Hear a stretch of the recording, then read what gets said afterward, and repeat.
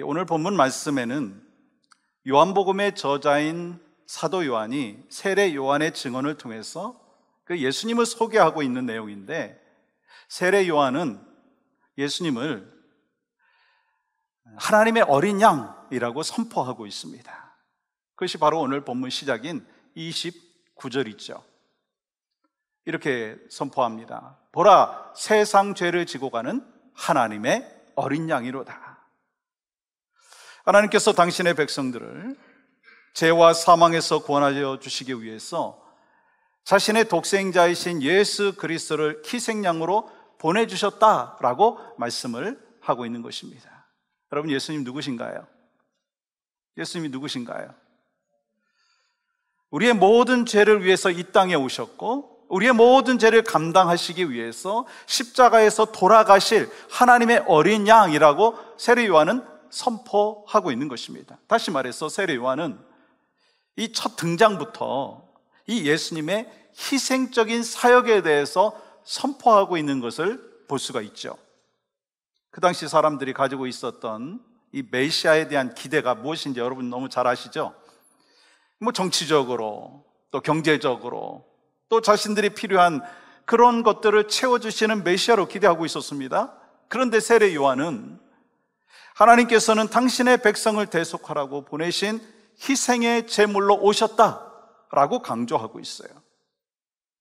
오늘 본문을 통해서 세례 요한이 소개하고 있는 예수님에 대하여 몇 가지 살펴보면서 예수님이 누구신지, 하나님의 어린 양이라고 하셨는데, 그러면 이 어린 양으로 오신 예수 그리스도가 우리에게 주시는 귀한 영적인 레슨이 무엇인가라고 하는 것을 살펴보기를 원합니다. 그 첫 번째는요, 세상 죄를 지고 가신 하나님의 어린 양이십니다.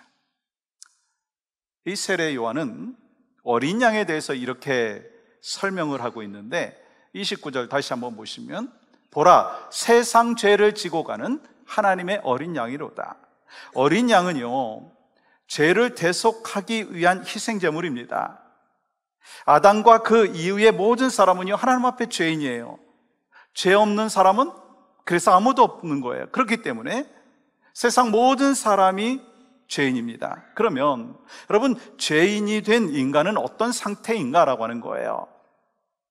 하나님께 반역한 존재이기 때문에 하나님과의 관계가 단절되어 있으므로 소망이 없고 영적으로 죽은 상태라고 하는 거예요. 그래서 로마서 6장 23절에서 이렇게 말씀합니다. 죄의 삭은 사망이요. 그렇기 때문에 누군가 구해주지 아니하면 소망이 없는 존재인 거예요. 그러면 누가 구해줄 수 있는가?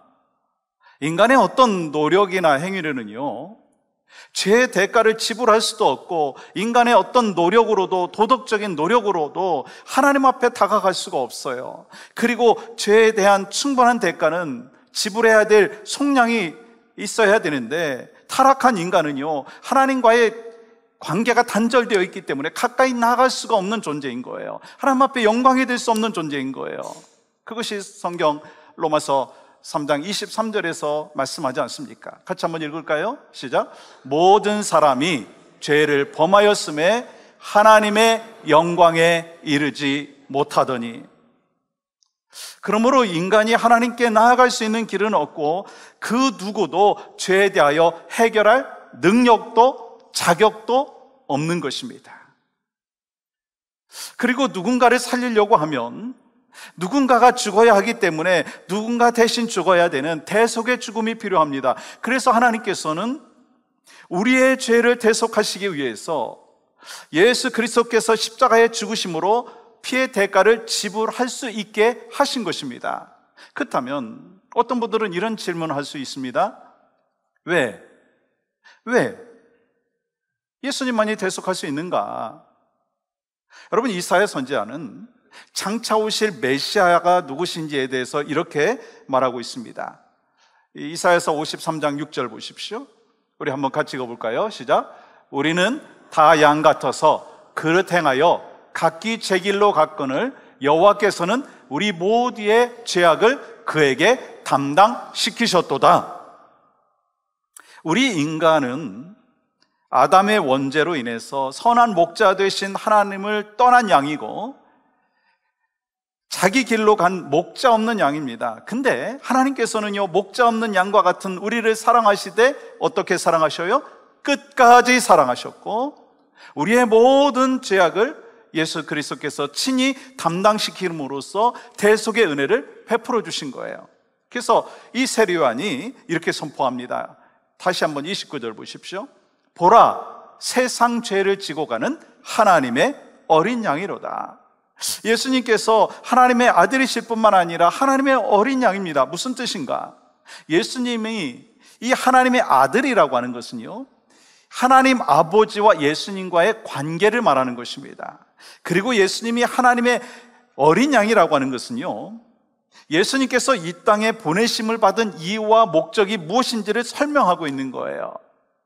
예수님께서 구약의 속죄제에 쓰임받던 어린 양처럼 이 십자가에서 달려 죽으심으로 인하여 인간의 모든 죄를 대신 짊어지시는 대속의 주님으로 이 땅에 오셨다, 그 의미인 것입니다. 여러분, 여기에 대한 이 백그라운드를 좀 이해를 하셔야지 이 어린 양에 대하여 좀 더 잘 알 수가 있습니다. 여러분, 이 백그라운드를 알기 위해서는요, 이 출애굽기를 보아야 합니다. 하나님께서 이스라엘 백성들이 애굽에서 종살이 하고 있을 때 이 구원의 역사를 베풀어 주셨죠. 근데 마지막에 10가지 재앙을 내리셨는데 그 마지막 재앙이 뭔지 아세요? 그건 바로 장자 재앙입니다.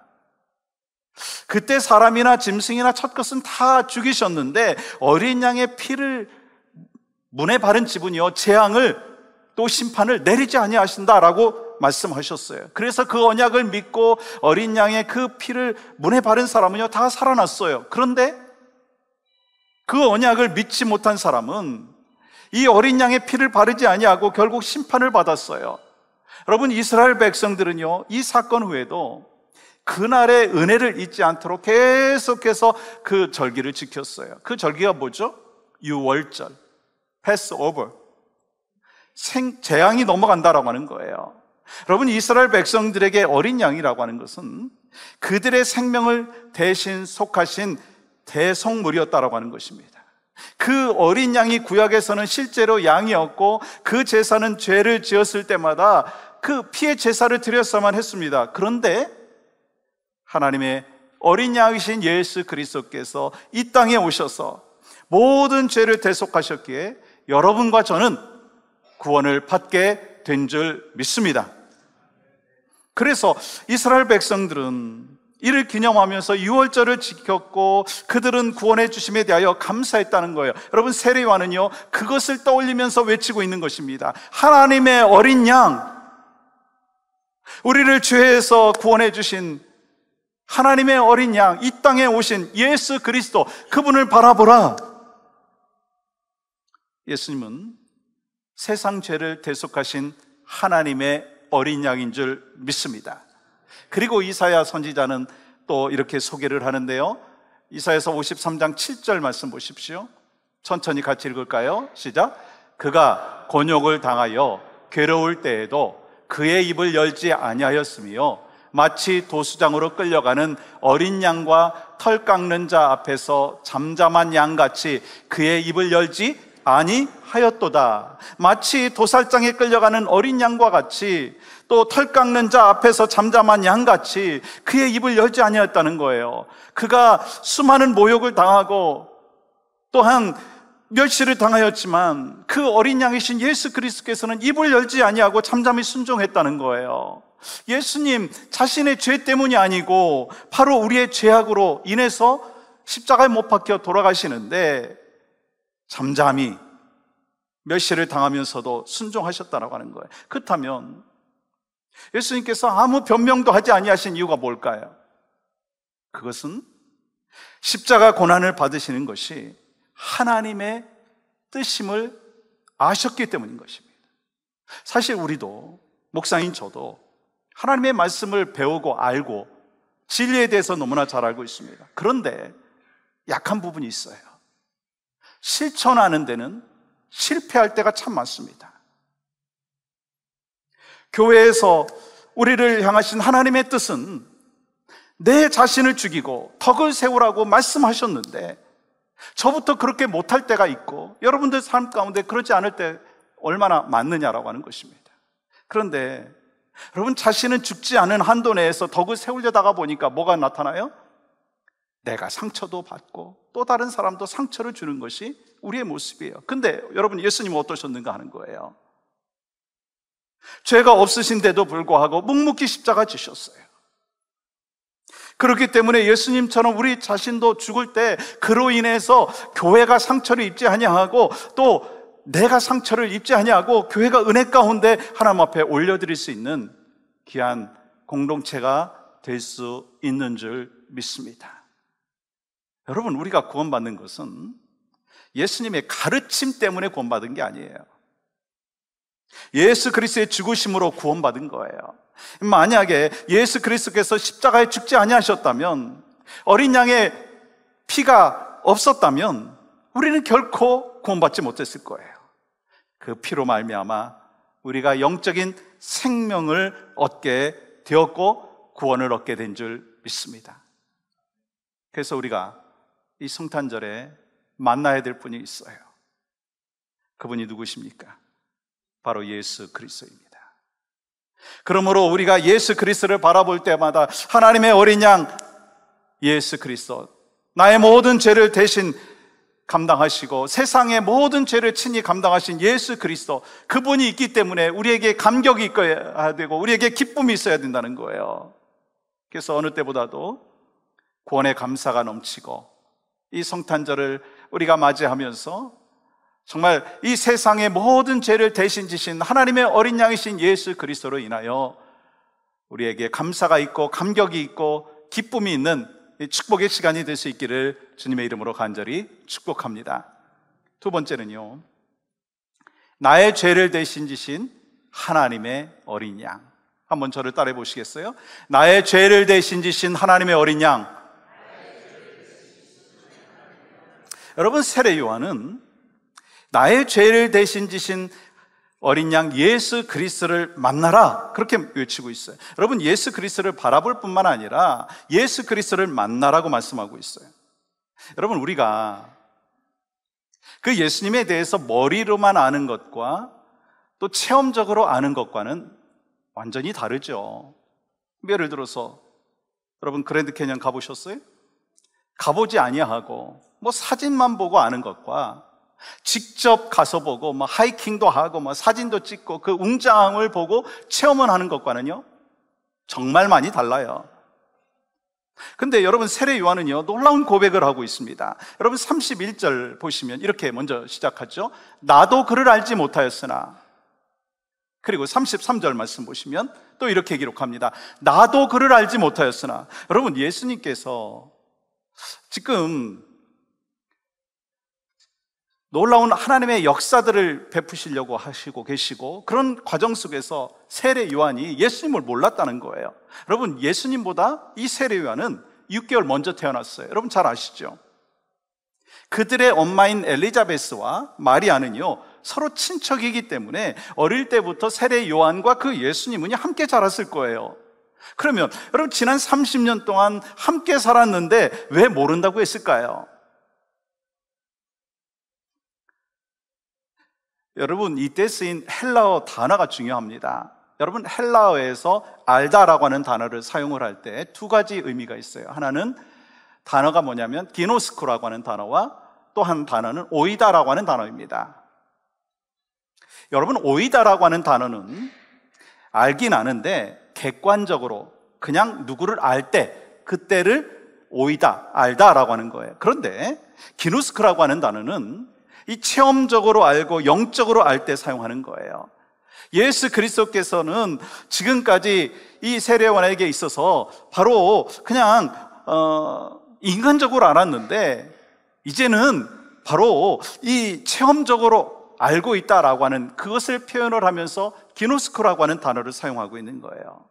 여러분, 세례 요한과 예수님은 이 함께 살아온 세월이 30년이라고 하는 세월이었지만 그가 정말 솔직하게 고백하고 있는 거예요. 나는 그를 온전히 알지 못했다. 하나님의 어린 양이신 예수 그리스도를 알지 못했다라고 하는 거예요. 근데 이 세례 요한만 그런 게 아니고 이 제자들도 마찬가지였어요. 예수님을 3년 동안 따라다녔지만 예수 그리스도를 인격적으로 영접하지 못하고 온전히 하나님의 아들이라고 하는 것을 깨닫지 못했어요. 여러분, 그러면 사도 바울은 어땠습니까? 율법을 잘 알았어요. 하나님을 사랑했어요. 근데 생명을 주신 예수 그리스도, 생명 되신 예수 그리스도를 알지 못했어요. 여러분, 한번 잘 생각해 보십시오. 여러분, 교회를 오래 다녔다 한다 할지라도, 성경을 가르치고 있다 한다 할지라도, 심지어 목사가 되었다고 할지라도, 장로가 되고 권세가 되었다 한다 할지라도 정말 예수 그리스도를 모르는 분들이 있을 수 있다고 하는 거예요. 여러분, 기노스코로 예수님을 모르는 분들이 있다고 하는 거예요. 그냥 오이다, 그냥 지식적으로 알고 그것이 누구신가라고 하는 것을 알지만 예수님이 진정으로 나와 만남이 있고 체험적으로 아는 그 주님을 모른다, 그런 분들이 있다고 하는 것입니다. 그러면 여러분 자신에게 한번 질문해 보시기 바랍니다. 나는 정말 생명 되신 예수 그리스도, 하나님의 어린 양이신 예수 그리스도, 그분을 만난 흔적이 있는가? 여러분, 하나님의 어린 양이신 예수 그리스도를 만난 흔적이 있으면 그에 합당한 삶을 사는 것이 당연합니다. 어린 양이신 예수 그리스도를 만난 흔적이 있으면 그에 합당한 삶을 사는 것이 당연합니다. 여러분, 거룩한 삶이 없이 입술로 하나님을 말하고 매주일 교회에 나오고 열심히 봉사하는 것으로 구원을 받았다라고 말할 수 있을까요? 진정으로 예수 그리스도를 만났다면, 어린 양이신 예수 그리스도를 만났다면 그 은혜에 감사해서 자신에게 주어진 삶의 책임을 다해야 되는 거예요. 목사는 목사로서의 책임을 다하고 또 성도는 성도로서의 책임을 다해야 된다는 거예요. 부모는 부모로서의 책임을 다해야 되죠. 또 어떤 분들은 이런 질문을 합니다. 아니, 성실하게 사는 것과 하나님의 어린 양 예수 그리스도를 만난 것과 무슨 관계가 있는가? 그렇게 질문할 수도 있습니다. 그렇다면 몇 가지 예를 들어서 한번 설명해 볼까요? 큰 교회 담임 목사이면서 막 유명한 설교자로 정말 많은 사람들에게 알려줬는데 그분이 여자 문제가 복잡하다면 정말 어린 양 예수 그리스도를 만난 분일까요? 몇 대째 기독교 집안에서 자라오면서 막 기도도 많이 하고 열심히 봉사도 하고 주변에 있는 사람들이 거룩한 삶을 사는다라고 이야기를 하긴 하지만 남의 험담을 하면서 상처를 주고 다닌다면 그가 정말 어린 양 예수 그리스도를 만난 경험이 있을까라고 하는 것입니다. 교회에서 직분을 감당하고 순종함으로 성도들에게 존경받는 장로님이고 권사님인데 거친 말로 가족들에게 언어의 폭력을 행사하고 있다면 그 사람이 어린 양 예수 그리스도를 체험한 사람일까라고 하는 거예요. 이런 사람은 지식적으로는 하나님의 은혜는 알지만 자신에게 좋은 대로 적용하며 살아가는 사람일 수 있다라고 하는 거예요. 그래서 이런 말 있죠. 자기가 하면 로맨스, 남이 하면 불륜. 자기 중심적으로 해석하는 게 얼마나 많느냐는 거예요. 그게 저의 모습이에요. 우리의 모습이에요. 그래서 여러분과 저에게 정말 필요한 것이 있다면, 우리에게 필요한 삶의 모습이 있다면 은혜에 합당한 삶을 살아야 되는 거예요. 저를 한번 따라해 보시겠어요? 은혜에 합당한 삶을 살아야 합니다. 어떤 분은 목사님은 그렇게 잘 살고 계십니까? 라고 질문할 수 있어요. 저도 온전히 그렇게 못합니다. 그러나 주님이 오늘 이 시간 여러분과 저에게 말씀하시는 거예요. 네가 은혜 받았느냐? 하나님의 어린 양이신 예수 그리스도를 구주로 영접하고 체험했느냐? 그러면 거기에 합당한 삶을 살아라 말씀하시는 거예요. 그래서 우리는 도전받고 변화되어지고 주님을 닮아가고 성숙한 하나님의 사람으로 살아갈 때 바로 여러분과 저를 통해서 하나님께서 큰 영광을 받아 주실 줄 믿습니다. 우리를 구원하기 위해서 어린 양으로 오신 예수 그리스도를 체험하지 못했다면 영적 소경이 되는 거예요. 여러분, 그렇다면 세례 요한은 어떻게 어린 양 예수 그리스도를 알게 되었을까요? 여러분 33절 말씀 보세요.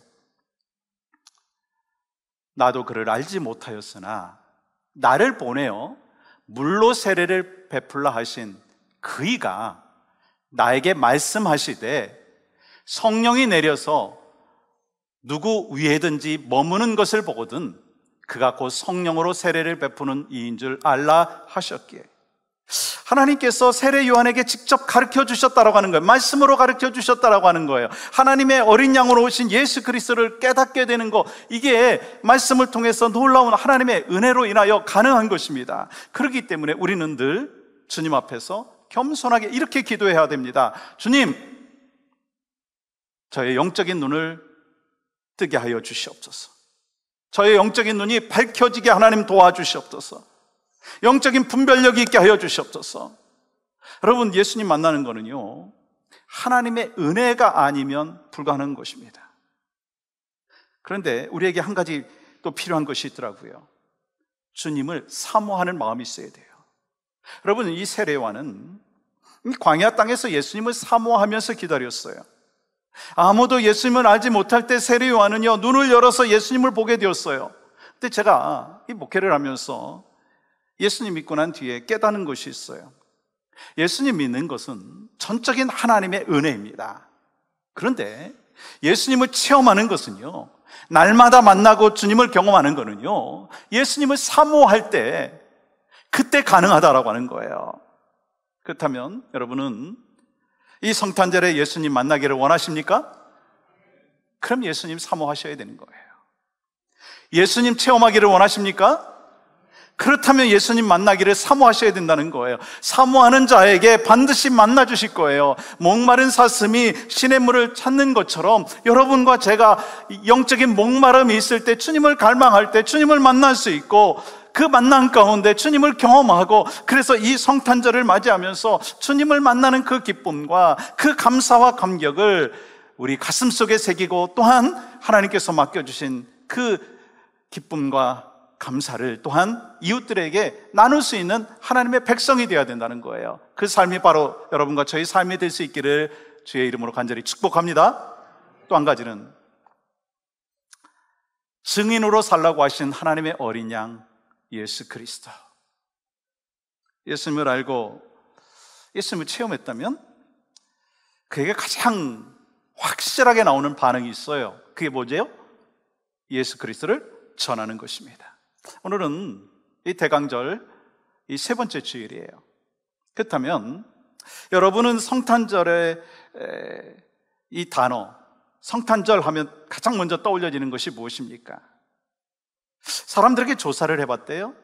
이 남녀노소를 불문하고 이 성탄절이라고 하는 단어가 이렇게 떠올려지면 뭐가 생각나는가? 1위가 뭐냐면 30%를 차지했는데 산타크로스, 또 2위는 13%를 차지했는데 크리스마스 트리, 그리고 예수 그리스도라고 한 사람은 불과 7%였다는 거예요. 근데 뭐 이건 크리스찬과 넌 크리스찬, 남녀노소를 불문하고 그랬기 때문에 그렇게 나올 수도 있다, 뭐 그렇게 생각할 수 있죠. 근데 정말 안타깝고 놀라운 것은 예수님을 믿는 사람들 가운데 60%가 예수님이 가장 먼저 성탄절 하면 떠올려지는 것이 아니라 산타크로스, 성탄 트리, 눈, 캐롤, 선물, 이와 같은 것을 떠올렸다는 거예요. 여러분, 그것이 오늘의 현실입니다.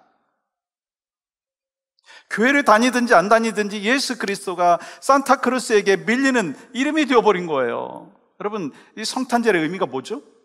우리 너무 잘 알고 있어요. 거룩하신 하나님께서 탄생하신 것을 기념하는 날이 바로 성탄절이에요. 크리스마스, 바로 예수님을 예배하는 날이 바로 성탄절이에요.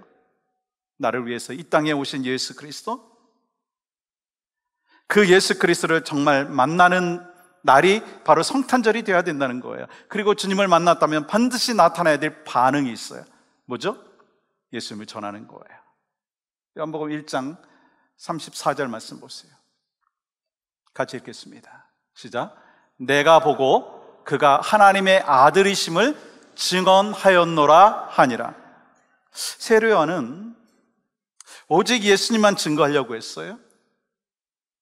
그는 예수님이 하나님으로서 세상에 주신 그 은혜 가운데 이 두 가지를 증거하고 있는데, 하나는 뭐냐면 예수님께서 세상 죄를 지고 우리의 죄를 씻어주셨다라고 하는 사실입니다.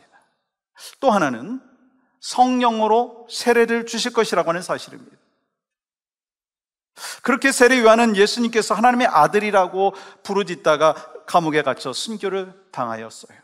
여러분, 초대교회 제자들도 마찬가지입니다. 예수님을 만나고 체험한 후에 생명 바쳐 복음의 증인으로 살다가 이 땅에서 마무리하였어요.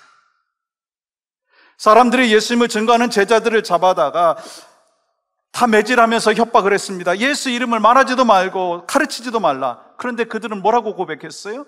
사도행전 4장 20절 보십시오. 또 같이 읽겠습니다. 시작. 우리는 보고 들은 것을 말하지 아니할 수 없다 하니. 다시 한번 읽겠습니다. 시작. 우리는 보고 들은 것을 말하지 아니할 수 없다 하니.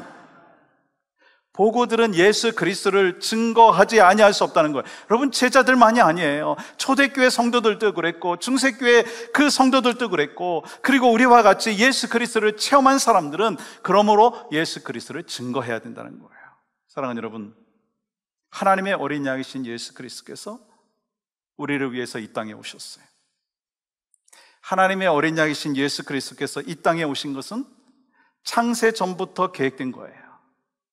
또한 하나님께서 우리를 구원하기 위해서 창세 전부터 계획한 이 모든 그 계획들을 또한 하나님께서 성취하셨어요. 누구를 위해서 일하셨죠? 바로 여러분과 저를 위해서. 아멘이신가요? 그렇다면 하나님께서 창세전에 계획하시고 2000년 전에 성취하신 그 사건이 우리 인생 속에 벌어졌는데 아무런 목적도 아무런 의미도 있을 수 없느냐라고 하는 거예요. 그럴 수 없다는 거예요. 자신의 생명을 바쳐서 우리를 구원하신 예수님께서 우리를 사명자로 불러주셨어요. 그 사명은 예수 그리스도를 말과 행동을 통해서 증거하는 거예요. 오늘 이 성탄의 기쁨과 감사를 우리 전도팀과 우리 찬양대가 한 마음이 되고 또 우리 성도들이 함께 동참하게 될 거예요. 가는 목적이 뭘까요? 성탄의 기쁜 소식을 나만 간직하는 것보다 다른 사람들에게 전하는 것, 그게 마땅한 우리에게 주신 사명이기 때문에 그렇게 하는 것입니다. 안 가셔도 괜찮아요. 근데 중요한 게 뭐냐면 이 성탄절에 여러분과 제가 해야 될 일이 뭐냐라고 하는 거예요. 뭐 선물 주고받고 감사 표현하고 물론 중요하고 필요합니다. 그러나 그보다 더 중요하고 소중한 것이 있다면 세상 죄를 지고 가신 어린 양이신 예수 그리스도, 나의 모든 죄를 대속해 주신 어린 양이신 예수 그리스도, 그분을 증거해야 되는 거예요. 내 자신에게도 그것을 계속해서 선포하시고, 또한 우리 가족들 모일 때 또 여러 사람들을 만날 때 그때마다 우리가 나눠야 될 진정한 선물이 무엇인가? 그것은 바로 생명 되신 예수 그리스도, 나의 모든 죄를 대속해 주시기 위해서 이 땅에 오신 어린 양이신 예수 그리스도, 그분을 증거하고 그분을 전하는 귀한 사명이 바로 여러분과 저에게 있는 줄 믿습니다. 그 사명 잘 감당하는 우리 모두가 되기를 주님의 이름으로 간절히 축복합니다.